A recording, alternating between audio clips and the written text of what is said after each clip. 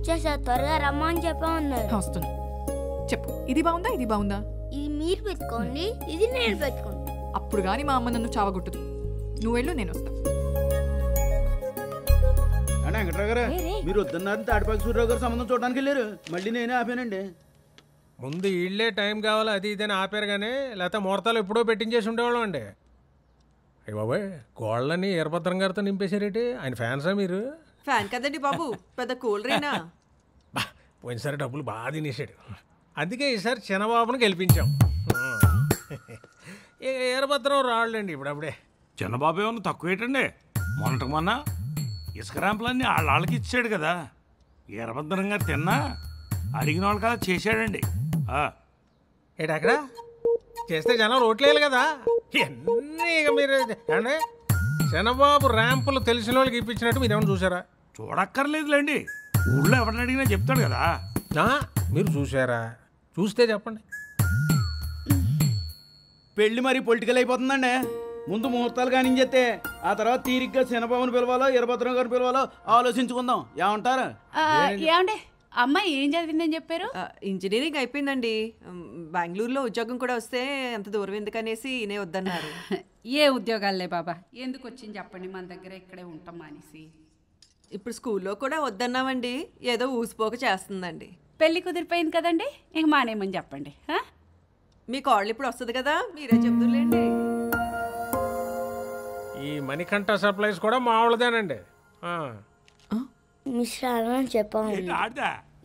Bulb పని చేస్తే mic పని చేయదు, మైక్ పని చేస్తే బల్బు పని చేయదు కదండి. పైనండి పిచ్చి పిచ్చి వేషాలకు రమ్మని చెప్పండి. అలాంటి వాళ్ళు ఉంటే మేము ఎప్పుడు నెంబర్ 1 ఉంటాం కదా. పిచ్చి పిచ్చి వేసారంటే ఆంటీ రమ్మంటుంది. మిస్కి పెళ్ళి వద్దంట, వాళ్ళని వెళ్ళిపోమని చెప్పు.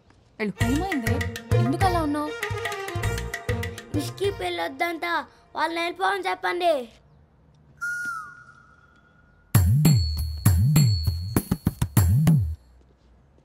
తను ఎక్కడుందండి?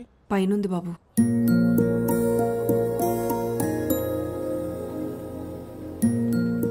ఏమైంది సడన్ గా? మిస్కి పెళ్ళి వద్దంట, వెళ్ళిపోండి. ఎందుకొద్దు? మా అమ్మ ఉద్యోగం గురించి అందనా? మా అమ్మ అలాగే అంటది, నేను చూసుకుంటా అని చెప్పా కదా. అయినా పైకి మా అమ్మ అలా కనిపిస్తుంది కానీ నచ్చితే నెత్తిని పెట్టుకొని చూసుకుంటా తెలుసా. ఏమో అసలు రేపు పెళ్ళాక మీరు ఒకటైపోయి నన్నే పట్టించుకోరేమో. బాగి ఇటు చూడు, ఇటు చూడు బాగి, నేనున్నా కదా, నా మీద నమ్మకం లేదా?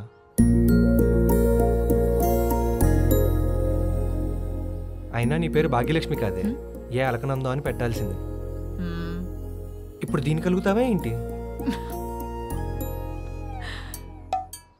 మిస్ని పట్టేసుకున్నారు, మిస్ని పట్టేసుకున్నారు.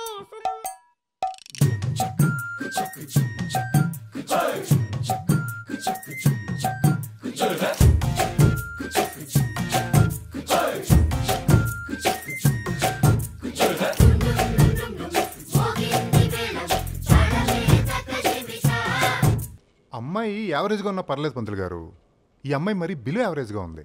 ఇన్ని రోజుల నుంచి మనం వెయిట్ చేసేది ఇలాంటి అమ్మాయి గురించి కాదు కదా సార్. అదేనండి, అమ్మాయి వాళ్ళకి కూడా మీరు పెద్దగా నచ్చలేదంట. పిల్ల పక్కన మీరు నిలబడితే అంకుల్లా ఉన్నారు కానీ హస్బెండ్ లా ఆనట్లేదు అంటున్నారు. హలో హలో, తెచ్చి అన్ని యథో సంబంధాలు మళ్ళీ అదో ఎటకారం ఉంటాయి.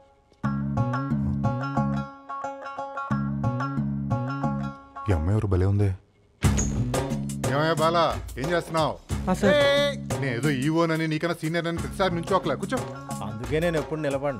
నీకన్నా నా శాలరీ డబుల్ అనుకో సార్. మొన్న కొన్నానే కొత్త కారు, అది ఇందాకే సర్వీసింగ్ ఇచ్చి వస్తున్నాను అనమాట. ఇంతకీ ఈఎంఐ ఎవరు? కంప్లైంటా? అన్ని పనులు నేనే చేయాలంటే ఎలా కుదురుతున్నాయి బాలా? మీరు కూడా పని చేయాలి కదా. సరే సరే చేసుకో.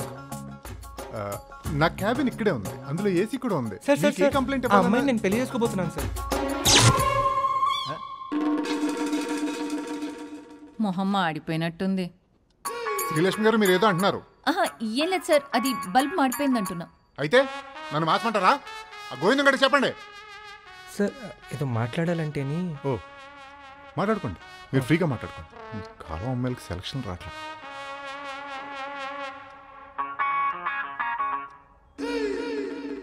సారీ అండి, ఏమనుకోవద్దు. మీరు ఓకే చేయకుండా మిమ్మల్ని పెళ్లి చేసుకోబోతున్నా అని చెప్పా. పర్లేదు. మా ఈవోకి నేనంటే కొంచెం కుళ్ళు, ఏడుస్తాడని అలా చెప్పా. అతను ఇంకా మన వైపు చూస్తున్నాడా? ఏదో ఫోన్ మాట్లాడుతూ చూసి చూడనట్టు మనల్ని ఎలా చూస్తున్నాడో చూడండి.